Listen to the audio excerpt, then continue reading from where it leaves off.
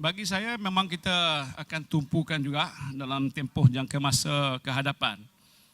Langkah ini sudah pun bermula bila mana Perdana Menteri menaikkan siling bantuan BRIM daripada mereka yang tidak layak dulu kepada 3,000 dulu kepada 4,000 lebih.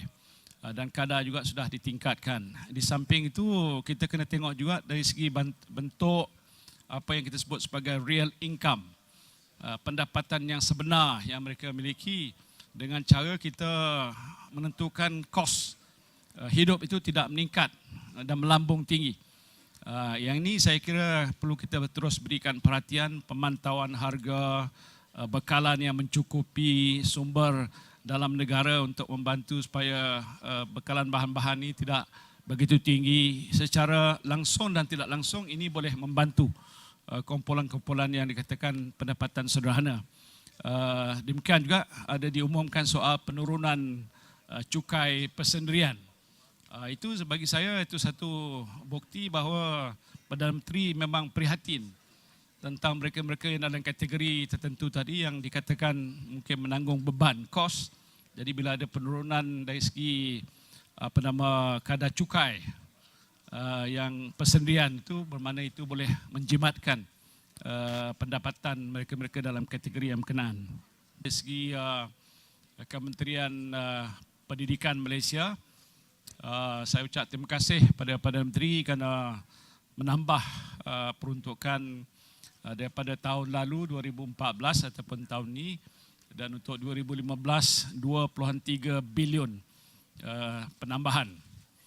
Dan antara perkara yang telah diputuskan tadi ialah untuk menambah peruntukan khas bagi penyelenggaraan sekolah-sekolah 750 juta, dan ini akan memberikan lebih kemudahan untuk kita memperbaiki kemudahan di semua sekolah, bermakna hampir semua sekolah yang 10,000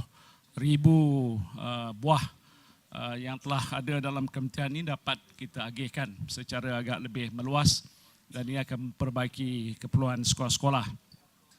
Di samping itu, isu-isu penting yang saya fikir perlu diberikan perhatian adalah soal untuk menangani kos sara hidup.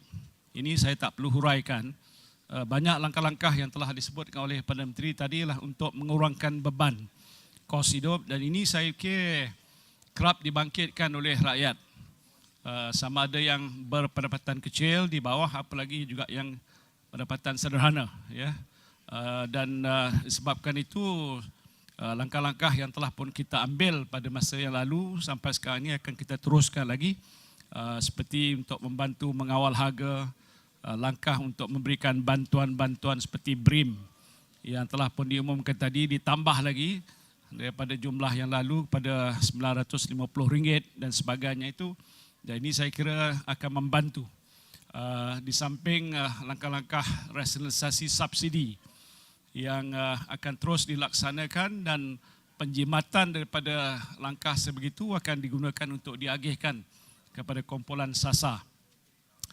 Saya berpendapat belanjawan ini seharusnya tidak diambil kesempatan secara negatif oleh penjaja, peniaga untuk menaikkan harga barangan dan sebagainya. Kita harus pantau perumahan.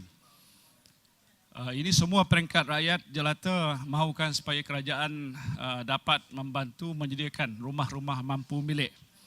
Saya tidak dapat nak ulaskan satu persatu, tapi daripada jenis projek yang akan dilaksanakan oleh pelbagai agensi di bawah kerajaan seperti SPMB, Prima dan sebagainya, itu menunjukkan bahawa komitmen yang telah pun dibuat oleh kerajaan dalam manifesto Barisan Nasional untuk menyediakan sebanyak rumah itu kita laksanakan.